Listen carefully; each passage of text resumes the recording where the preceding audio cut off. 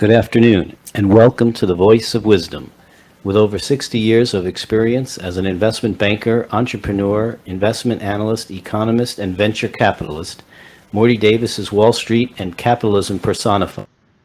The over 400 companies for which he has raised more than $3 billion over the years have created a countless number of jobs and exciting new products. Through the Voice of Wisdom, Mr. Davis explores, analyzes, and debates the most topical political, economic, and social issues facing our world today. Joining Mr. Davis today for a discussion on the border, crime, and the upcoming 2024 presidential election is Abe Katsman, an accomplished, brilliant attorney, political writer, and consultant. Abe serves as counsel to the Republicans abroad Israel, is a frequent contributor of opinion and political analysis columns to news media in Israel and America, and is a frequent interview guest on American news and talk radio shows. And now, Mr. Davis and Mr. Katzman. Welcome back to my favorite group, my precious listeners, my most cherished listeners, audience. It's great to be back with you every Wednesday at 6:30, and I'm delighted to have Mr. Katzman all the way from Israel. You made Aliyah, right? You lived there. That is correct. Yeah, and you left out the most important thing. He's an eligible bachelor. Somehow he escaped. He escaped the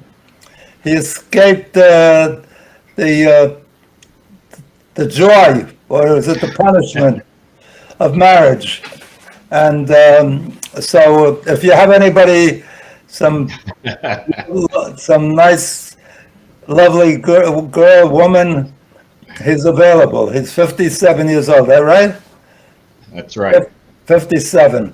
So there's very few eligible bachelors around that age.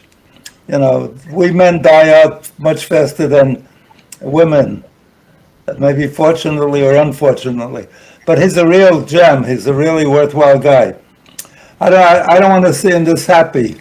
You know, you will notice if you alert that all the married people are always trying to fix up single guys.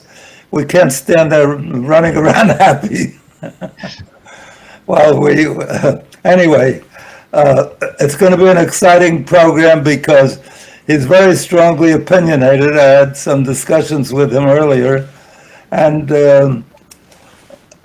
he's going to probably be rambunctious and disagree with me on a lot of things.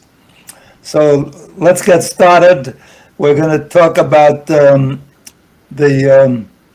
border, which is not an easy subject. It's very difficult. Even Biden and the whole administration is having enormous problems with the amount of immigrants that are trying to get into the United States. And Thomas Friedman had an article coincidentally in today's New York Times, an op-ed piece that said his advice was to build a high wall and an even higher gate so that people could come through that gate, because he's not saying that we should never have immigrants. He's saying that we should have the opportunity for them to come through as human beings without taking away their babies or their children that are with them, or some better way than it's been handled up to now.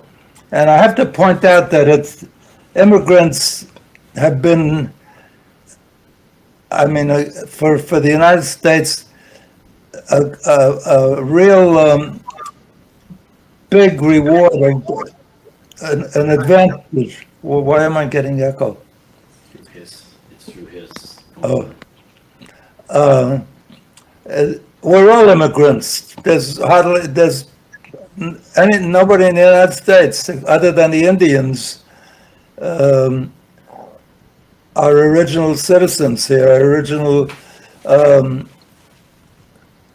not citizens, inhabitants of the United States. So every one of us is an immigrant or the children of immigrants. And immigrants are important because they take so many jobs that we need filled that Americans refuse to take. And we also, it's interesting that in our history, immigrants have been generally, in terms of the statistics, more of them are, a larger percentage of them are college graduates than Native Americans. And also, since the United States has a diminishing population, a growing very old population, but a diminishing as we get wealthier or a more what's the word? Not wealthier, but a more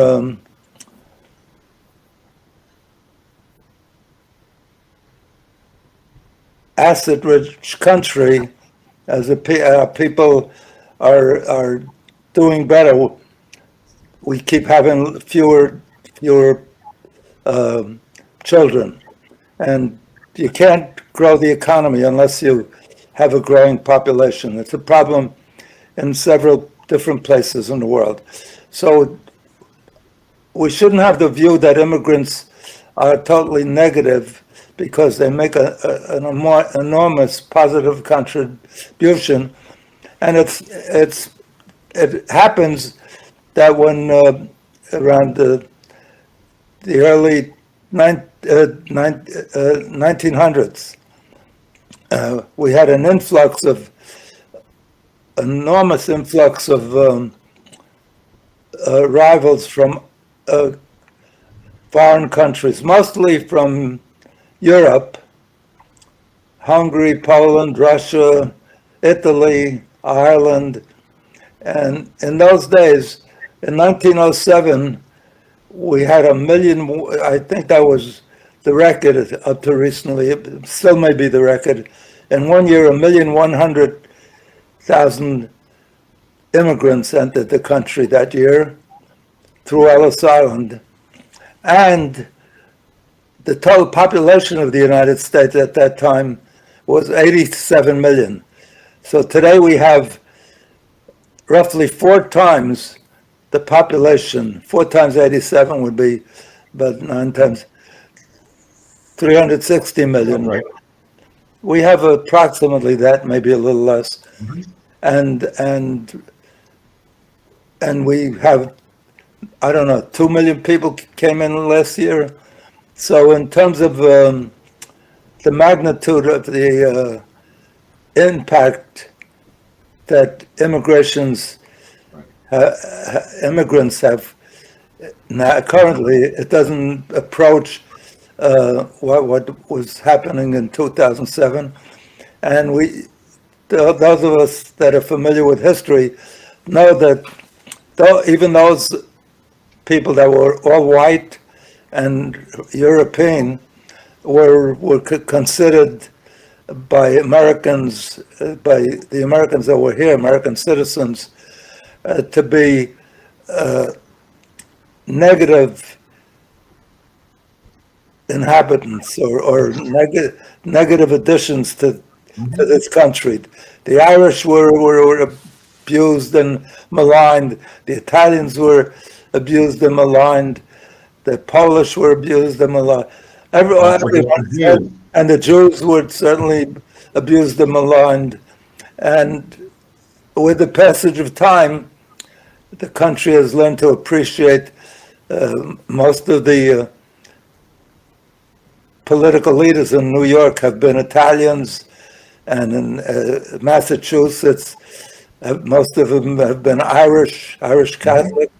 So there's no limit to the contribution that that immigrants have made to this, have presented and enriched this country. So I You don't, let want, me know when you want me to start disagreeing with you. I don't want to dominate the thing, and I want to get the benefit of Abe's wisdom. So, Abe, please. Well, I've got to say a couple of things. First, yeah, there was a flood of immigrants way back when, and then in 1924, they decided they had enough, and they basically stopped it, because the basic idea behind all of this is that immigration is good as long as the country thinks that it's good. Now, there are humanitarian reasons to take other people in. I understand that, but as a general policy, you're going to want to target certain people. Here, you've got it, and I should probably start with something else. There's a big difference between immigration and illegal immigration. We've got a system of laws. We take in legally however many people a year, and it's plenty, and it's probably not enough, because the types of people that we have certain qualifications that we target. And here, look, Thomas Friedman, very nice of him to say so, but 7 years ago, a guy named President Donald Trump was saying the same thing. Build a high wall and build a beautiful gate. That's what he always used to say, because. And even now, there are people who can come in. They can come in through regular, they don't have to swim across the river. They're allowed to come in and ask for asylum if that is appropriate. But the big problem here is really one of the administration's own making, if you ask me. And that has to do with encouraging people, with not insisting on the basic international rule that when it comes to, for people seeking asylum, they have to, the country that they are eligible to receive asylum in is the first country they are in where they would not be in danger. If they're coming from El Salvador, from Guatemala, that country is Mexico. And to then show up at the United States' door and ask for asylum, if the administration wanted to put an end to that, they could. They don't have to give all these people asylum. They can turn as many of them around as they want. And instead, they're granting them essentially provisional asylum, and giving them a court date that they can come reappear.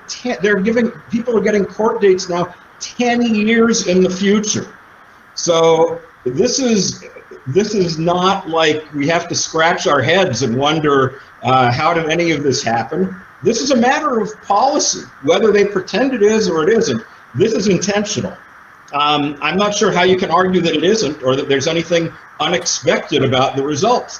They've even created an app now that people in Central America can use to prepare their asylum application and then show up at the border in the U.S. What are they doing? And all along, the administration has been, for all the times they protest and say, no, the border is closed. I don't know how he keeps a straight face, but the head of Homeland Security, Secretary Mayorkas, goes on and on talking about, oh, no, the border's not open. The border is closed. Well, I don't know how you define closed, but it's not the way any of us do.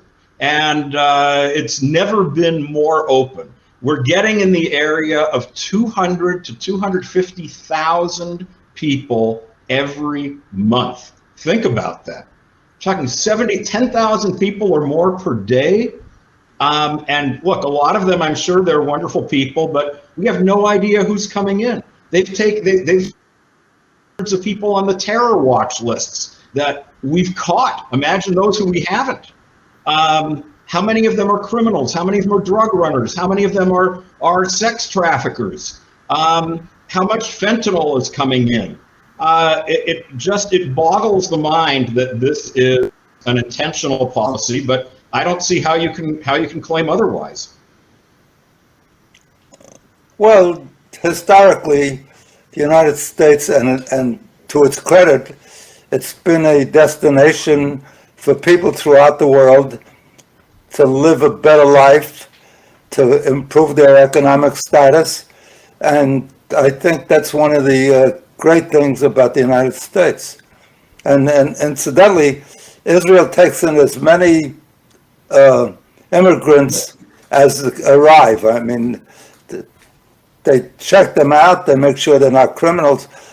But the thing that you say about Donald Trump is what he did that was un-American, I believe, is he accused all of them of being criminals and drug pushers, and that's his style. That's he accuses his opponents for that ran against him as president as idiots, as he doesn't hold back.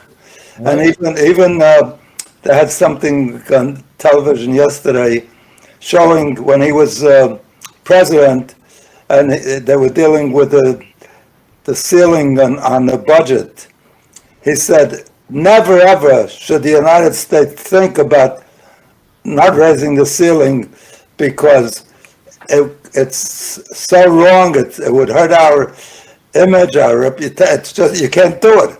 And now he's said just the same time that he's not in power anymore and not serving as president, he's saying, don't raise the ceiling, let the Democrats suffer the consequences. It's not the Democrats, it's all of the nation suffers the consequences.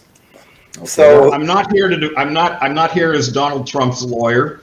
I'm not here to defend everything, certainly not everything he said, let alone everything that he did. But just because you can make all kinds of obnoxious comments, it doesn't mean that your policy is wrong.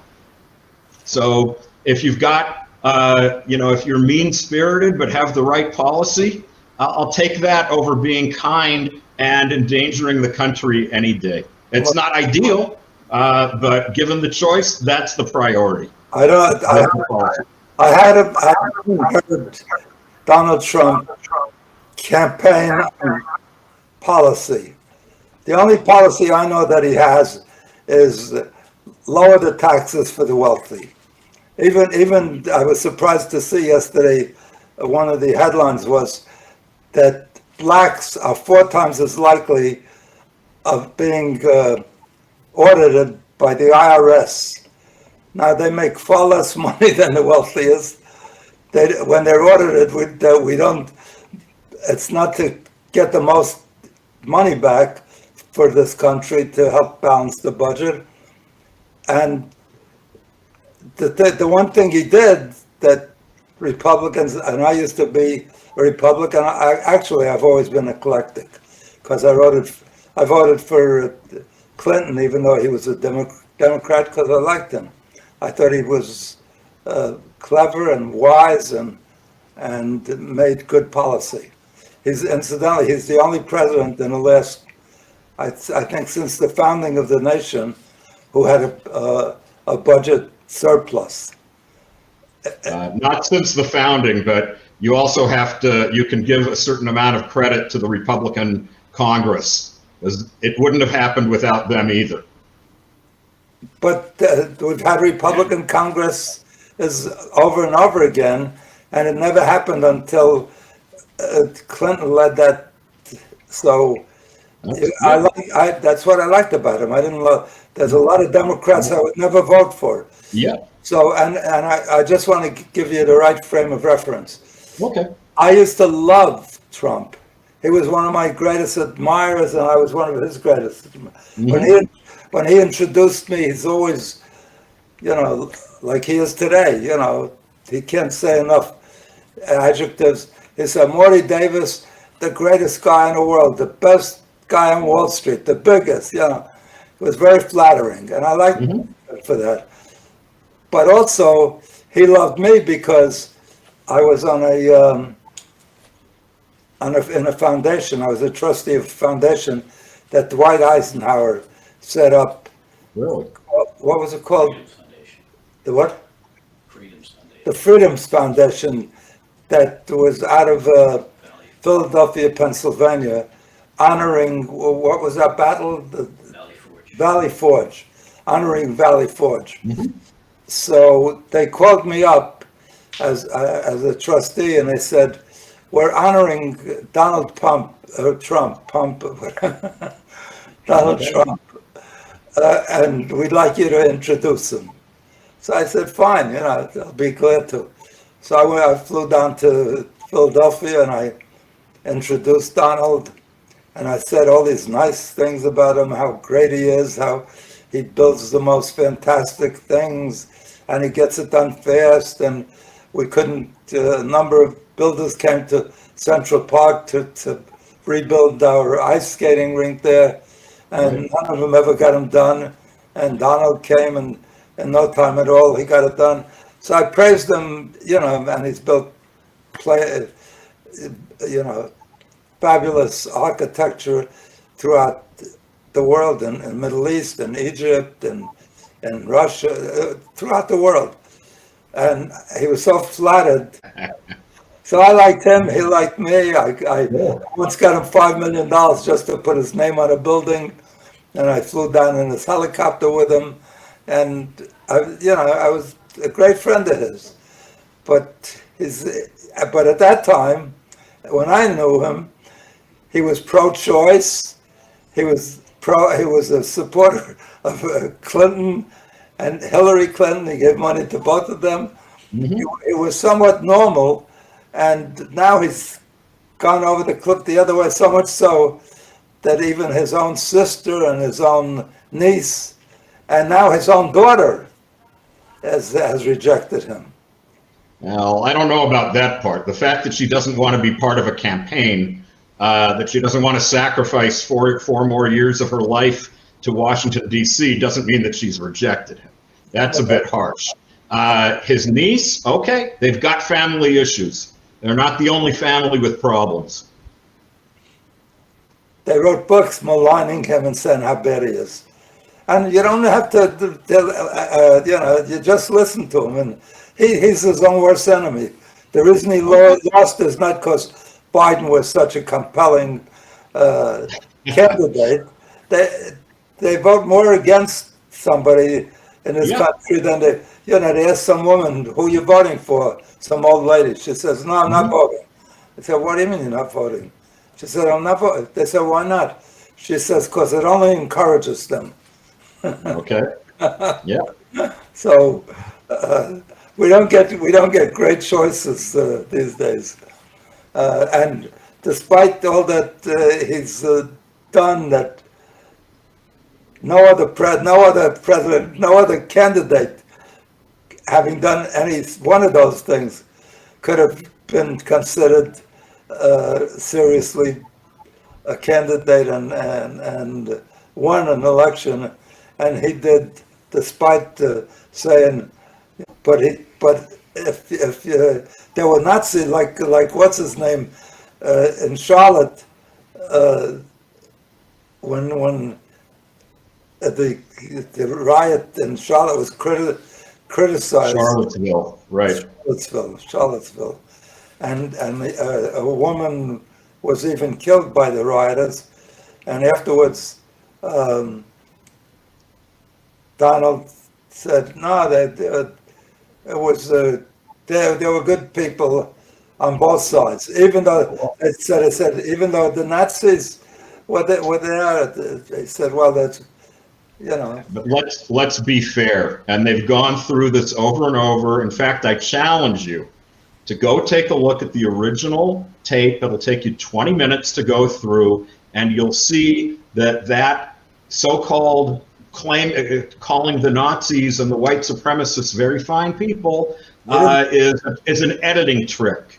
He condemned white supremacy, condemned the Nazis. He was, remember this they had joined a protest that was there to defend, to try to keep a statue of Robert E. Lee in the park. That's what they were defending. You think it's a bad idea? It's a bad idea. It doesn't mean they're not very fine people. And he very much made the distinction between the two. I know that Joe Biden, when he started his campaign, this has been what he's hitched his wagon to. I don't like to disagree with you. You're such a nice guy. I don't want to disagree with you. But he definitely go right ahead. That's what makes it fun. He definitely said that when they were criticized, and since then there's immense support that he's very big on white supremacists, that he supports them, that He supports them or they support him? both. He supports them. What indication do you have that he supports them? That they support him, I can't do anything about, and neither can he. Ronald Reagan once made that point when they talked about some of the people endorsing him. He said, I'm not endorsing them. They're endorsing me. What do you want from me? I fully agree with Ronald Reagan, and I don't blame him for that, but he endorses them. He's always saying good things about the group. What did he say during the debate? The Proud Boys, he says, He said, Proud Boys, his words there were Proud Boys stand down. That's all. They said a longer phrase. He didn't praise them. He didn't do any. If you can find praise for white supremacists as white supremacists, I'd be shocked. I think you're maligning him. By the way, I know we shouldn't do this whataboutism, but President Biden, when he came into the Senate, was part of the segregationist bloc.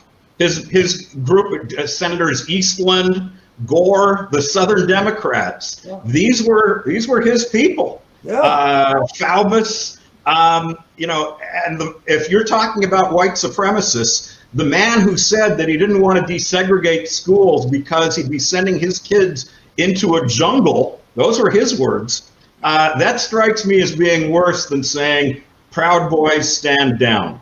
He didn't say stand down, he said stand by, and the second, I forget the second. Stand by, stand down. Truthfully, I don't think he knew who the Proud Boys were. They brought up the Proud Boys. He always manages to not know people. Look, he recently invited to the White House one of the greatest anti-Semites, and brought with him one of the noted anti-Semites. Before that happened, did you know who Nick Fuentes was? No. So why should he? What do you mean? He's got a staff. Who knows who Nick Fuentes is? He's a kid. What are you talking about? Before somebody gets to the White House, I've been invited to dinners. He wasn't in the White House. He was brought along to a dinner at Mar-a-Lago by Kanye West. He's got a big staff that he's provided even after his presidency is over, and he knows who he's inviting. I guarantee you, he had no clue who Nick Fuentes was. He doesn't. He's there. I don't know if you've been to Mar-a-Lago, but my understanding is it's basically a big club, and lots of people are there. Hundreds of people might be in the dining hall, and that was where Kanye West didn't tell him beforehand who he was bringing. He just brought this guy. You're not being fair, because it wasn't that they came to a club and they're part of hundreds of people. They came to have dinner with him, and he was very receptive to them, and even though he had invited Kanye West. He has a relationship with Kanye West from before. And Kanye West is a very troubled man, and I think Trump is there to try to help him.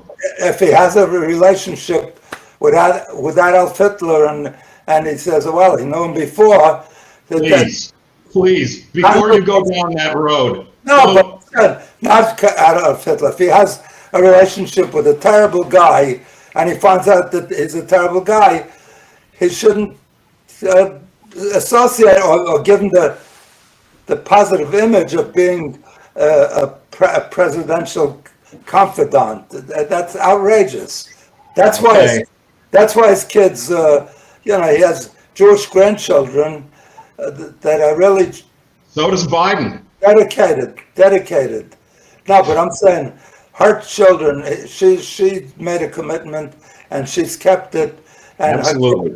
Her kids go to the same camp that my grandparents go to, and they're really committed. And he's very nasty at times. Okay. Even though he has very strong Jewish supporters, he's very nasty to them. Well, about 6.5 million of those supporters are here in Israel. Um, In Israel, he would beat. He could win a landslide in Israel. that's right. And Netanyahu probably could have won in America, but that's the way things work. But Trump, you look at what Trump accomplished from an Israel standpoint, the Abraham Accords. I mean, this is incredible stuff. Netanyahu was never a superstar in America, but Trump was a superstar because, and he deserves credit because it's been a rule. Everybody had every party, both sides, Republicans and Democrats, always had as part of their platform, as their agenda, that they were going to move the embassy, the Israeli embassy, to Jerusalem. Congress voted for that. And every time the president, they wanted to appeal to the Jewish vote, to the Jewish, the people that love Israel or Jewish. They always said, they pushed them. Well, every president, they pushed them. They said, now is not the right time, because there's issues with the Palestinians, with the Hamas, and so forth.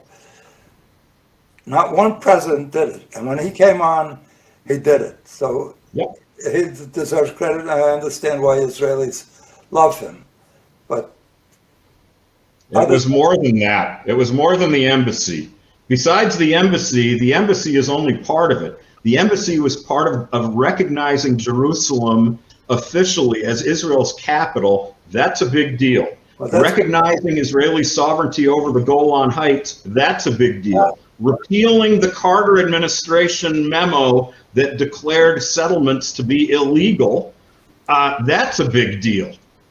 These are very big deals. Then the fact that he's aligned, that he's got Israel's back when it comes to dealing with Iran. They're very much on the same page. So much so that the other allies within the other American aligned Arab states are making peace one after another with Israel. When has that ever happened? Give the guy some credit. Hey, but for that, I give him all the credit in the world. That's the one good thing he's done, in my view, even though he says he's been the greatest president ever, maybe Abraham Lincoln or George Washington. No, he was better than them, he says. He's a narcissist. He has no policies. He's dangerous because if I predicted he'd never give up the presidency, because I met with the guy who wrote a book with him, a Jewish guy. What was his name? Anyway, I know who you're talking about. I don't remember his name. No, I remember his name, but maybe it was Deutsch. I forget, but I'm not good at names at this age, or memory in general. But he spoke to us at the Harvard Club. I'm a Harvard graduate, so Harvard Business Club member and so forth. And he spoke to us at the time that in 2016 or 15 at 16 was the election. He spoke to us, and he said, he was describing his experience with Trump, The Art of the Deal, he wrote with him. Mm-hmm. Tony was his first name. Jewish guy with the name Tony something. So he said, Trump didn't write even one paragraph in the whole book. He has no attention span. He has no intellect. And afterwards, I walked up to him. I asked him privately, what do you think that Trump will do with, because it's MAGA, Making America Great Again. What do you think about his Making America Great Again? He said not only will he not make America great again, he will destroy the United States and the whole world. That was his. No. That was his. Okay, and he's a ghost writer. He's not a policy analyst. No, but I'm saying it. He's a citizen. He's entitled to his opinion, but I don't give him a whole. I don't put a whole lot of stock in that. No, but his prophecy was right on. Okay. Anyway, let's Half of 75 million people disagree with you at the poll. Disagreed with you at the polls. Yeah, but here's a guy that lost. Everybody says he lost. He went to 60 judges, including many of whom he appointed. And A lot of those cases are not over, by the way, and there's been. I'm not. And besides, the big problem, it wasn't even election day. It was before that. It was changing rules in ways you weren't allowed to change them. Getting the attorney general of a state to do something unilaterally. The Constitution says that the state legislature has to do it, and there was one of these things after another, and every one of them. I'll just give you an example. I'm from Seattle originally. They mailed ballots to everybody. You know who they mailed ballots to? My grandparents. My grandfather passed away in 1961, my grandmother in 1965, but they can vote. I'm going to put in for Social Security benefits for all those years that they didn't get them, if they're still on the books. Yeah, well, yeah, you can do that, and you could also wind up in jail. So it's been reviewed by every investigative. What is it? The IG? What is it? Inspector General. Inspector General, but everybody investigated. There's not even one clue, one scintilla of evidence that he didn't get a fair shake. They said it was the most. They said that the next day. How did they know? They looked into it because he made claims. They said it. They were saying it right away. How did they know? There were irregularities. They figured out, what the issue was with some of them. With others, they're still. I'm telling you, you can say that every group did this. Every analyst did that. It's not. I'm not going to say I'm not going to tell you that he won, but I'm going to tell you that it's not as simple as you're making it out to be. It couldn't be simpler. There's not a scintilla of evidence. When you say something correct about all the facts you said about Israel and his treatment of Israel and the good things he did, I can't disagree with you. I have to say that's the truth. But but when you say the other things that happen to be, people have gone to jail for that, and Rudy Giuliani lost his reputation. He lost his legal law license. He lost his hair color. That was the first thing he was losing.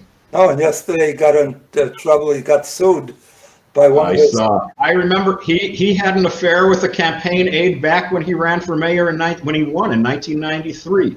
I still remember the name, Christine Logano. I hope I got that right because I'm going to get sued for defamation if I don't. Oh, right, although it was never proven or that was the word that was out. But anyway, I knew his wife. He had a lovely wife.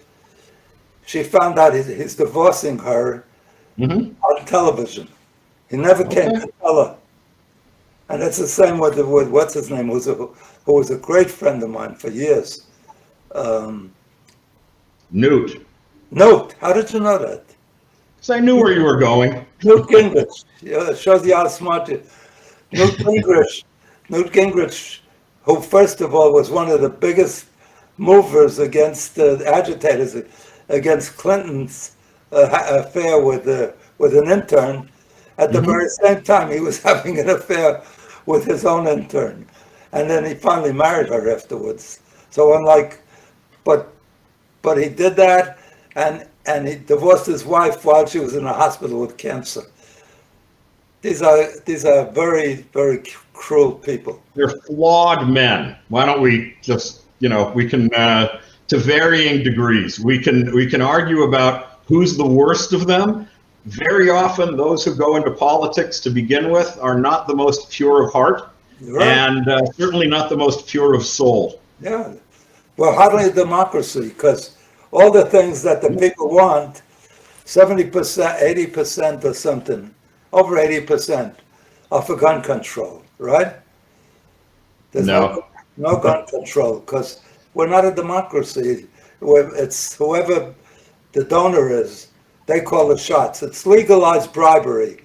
So people are for choice on abortion, overwhelmingly. That's why Trump lost in 2020, just because of the abortion issue. And so the things that people are for don't get done. It's whatever the biggest donors want. The lobbyists get paid a ton to visit with them regularly. It's it's an autocracy. That's like illegal immigrant control, that also the vast majority of people in the country want. And where is it? none. The vast majority don't want illegal immigrants. No, I'm saying illegal immigrant control. You talked about gun control. I said illegal immigrant control. In other words, keeping as many illegal immigrants as possible out of the country is overwhelmingly favored by the citizens of America, and they can't get any traction. Nobody's been able to do it so far. And as I said, immigrants have been a plus for this country. We have now we have full employment. We have over 1 million job openings, and we don't have individuals or enough workers to fill those jobs. And that's a great argument to legally admit however many immigrants you want from whatever countries you want. That is not an argument for illegal immigration. Well, they're trying to do that because they put them through a court. They get a hearing, and if they qualify, if they have no In 10 years. I'm saying they're doing that now. He added many judges, many people at the border. He sent down the troops. I don't know if you're familiar with that. He sent down 1,500 troops. Yeah, So to do what? to stop. They're not there to shoot people. They're not what? They're not there to shoot people. There's no reason they should shoot them. You want to? I know, but he's not doing anything to stop the inflow. Do you want? If anything, he's inviting them. Wait, let me get this clear, because some Republicans feel that way. Do you think they should be shot if they come to the border illegally? No, of course not. Nobody says that. So They should be turned around. It doesn't mean that they should be admitted. they should get a hearing. We're obligated to They should get a hearing on the Mexican side of the border. That's what was being done before Biden. I'm not. And if their claim is good, yeah, they can come into America. But you don't get to come in and just do whatever you want and overwhelm the system and get a court date 10 years down the road. There's no investigation. They don't know who these people are. They don't know who the girls are, who the guy is claiming are daughters. They don't know who's running drugs. And look, we're talking about just fentanyl alone. There are 100,000 Americans per year dying from fentanyl. What don't you, what are you encouraging here? What do you mean? The United States is a big producer of fentanyl. This is coming from China through Mexico. The United Look it States. up. The United States doesn't produce any fentanyl. The fentanyl is coming is Chinese, overwhelmingly Chinese manufactured and coming across the Mexican border. Well, if that's true, Okay. that's a disaster. That's right. But I don't know if it's true. Okay, you can check it out. I will check it out. Because, what was it called? Oxycontin?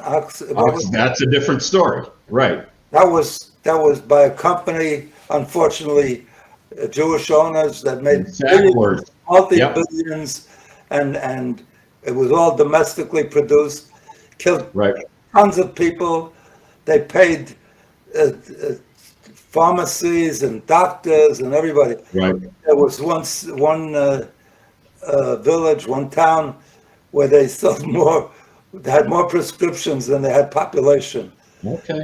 They It made- happened to be a wonderful medication. It just happened to also be very easy to abuse. No, but it doesn't matter if it's a wonderful. There are people who will tell you it saved their lives. It doesn't matter if it kills people. You take it off the market. No, but it didn't kill people by poisoning them. It killed people who effectively killed themselves. No, they paid doctors. What do you call? What was the They name? became addicts. What? What was The doctors were writing prescriptions, and the doctors, I suppose, were rewarded for writing prescriptions. Right. The people kept on it. There was a demand for it because people were addicted. People got addicted to this. These are addictive drugs, but maybe they should have controlled it better. But it happens to be. It's not like it naturally poisons people.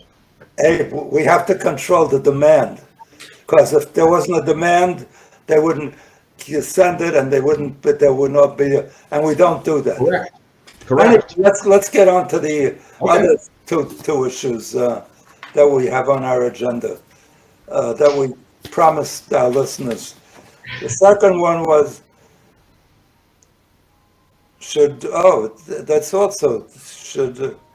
crime and violence. We have. I'm against them both. Yeah. I can't argue with you. No, we had an instance here on the subway. I don't know if you heard about it. Yep. Where a young black African American, incidentally, a friend of mine, a client of mine, is African from South Africa, and his son applied to Harvard. And when he wrote down on his application, he was African American. Mm-hmm. So they moved it up to the top of the thing. And then they interviewed him when he walked into the office, and they saw he's totally white and had gone to a great school and everything. They said, "Why did you try to pull this kind of crap?" He said, "What do you mean? I tried to pull it. I'm from Africa and I'm an American. All 95% of these people have never been to Africa, don't even know where it is.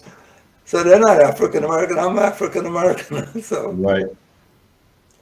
Anyway, we have 10 minutes to go. So this guy was making this African American, or this black guy, was starting to make trouble and scaring people.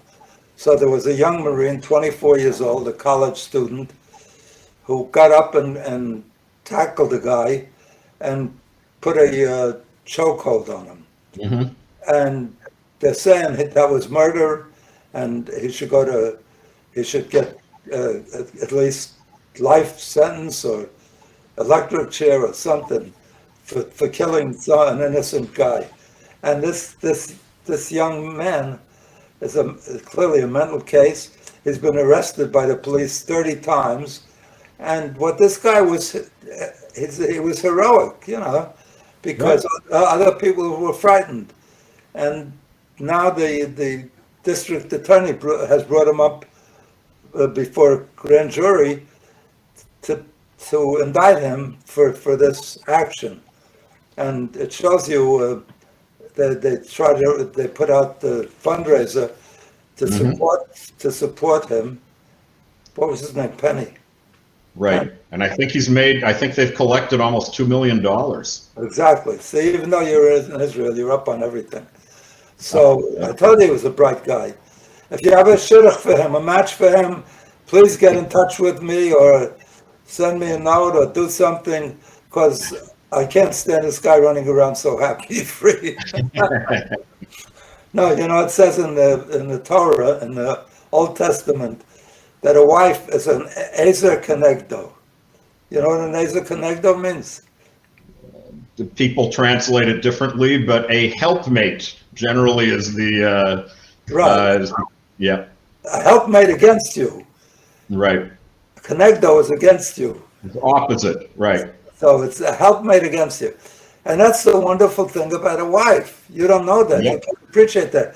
Because when I got married, I found out I got everything in one package. I got a helpmate when things were tough, when the commiseration, everything. She was fabulous. But I didn't have to go out and look for people to argue with or to abuse me or to aggravate me. I got it all in one Okay. package. So the Torah knows what they're saying. Yeah, You're missing all that action. okay. Anyway, we're going to take care of that. If I have to put you on every week as a commercial, I'm going to do that. I'm sorry we didn't get a chance to talk about the 24 upcoming election, because it's very interesting who the candidates seem to be and who the other possibilities are. I'll invite you back in the next week or next couple of weeks. And we'll Sure. I'll just say this about the election. Everybody makes projections based on a linear extension, an extrapolation of where we are now. I don't know where we will be, but I guarantee you there are all kinds of things that have not been factored in that are going to show up between now and then. Just think of COVID. Yeah, you're right. It's a long way. 2 months before Trump beat Hillary, she was an overwhelming favorite. As a matter of fact, Right. British bookies paid off already. That they thought the ones that bet on Hillary. So, in one event, one incident could change everything. Anyway, it's been a pleasure having you. You're a great. Thank you. You're a great guy, particularly because you're It's been a lot of fun. No, you're very wise, and I appreciate your views. Okay. You make very good points, even when I don't disagree with you. God bless. God bless. Okay. And we're not going to let you off the hook. We're going to get you married. Before when Okay. when are you going to be 58? July. That's coming up. That's a challenge. I said I want to get it before July. Yeah, But okay. I'm going to invite people to send their resumes. What do they call it other than that? Their resumes or their histories, and see if some of them want to get married right away. One guy comes for a shidduch to the rabbi. He says, "Look, I want to get married. For a long time I've been delaying getting married, but now I just had a big win, and my business is going great. I'd like to get married right away, as soon as possible. Have you got a shidduch for me?" He says, "I got a fabulous shidduch for you, a fabulous match." He said, "Great. Could you arrange the wedding, that we get married like in a month?" He said, "No, we got to wait. We got to wait." He said, "I just told you I've been holding off. I don't want to wait. 2 months, 3 months the longest." He says, "No, we got to wait for the right time." I said, "What do you mean the right time? It's the right time now." He said, "No, you don't understand. This girl's sensational. She's terrific. But we got to wait for the one day a year when she loses her mind that she'll accept you as a husband." Okay. So we got to find somebody who is so enamored by you. They've been watching today and so enamored by you that they just say, I want to marry him right away."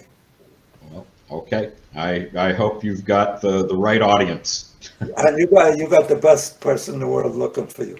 Anyway, have a great week. Keep up the good work. Enjoy Israel. You're very lucky to be in a great country that takes in all the immigrants that want to come. Yeah, and it's been the biggest blessing, because when Russia gave up the Cold War and folded at least 1 million Russians, I think it's the largest segment now. Israel is, and they made such that was a boost. Scientists and PhDs and musicians and chess champions, and they're terrific. So shows you immigrants can be great. We just got Israel has a Winter Olympics team thanks to that.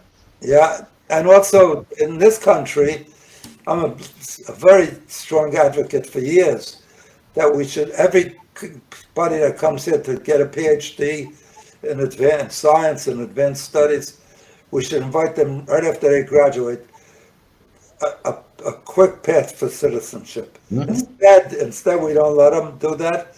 We said you came as a student, you got to go back, and then they go back, and we never get a chance to get them back again. So a lot of Right. Chinese that we train, a lot of throughout the world, a lot of great people that we train that would like to stay, we don't get them, and that's a big mistake. Agreed. God bless you. Have All a right. great week. May you go from strength to strength, and keep up your magnificent work. Thank you very much. You too. I loved having you as a guest.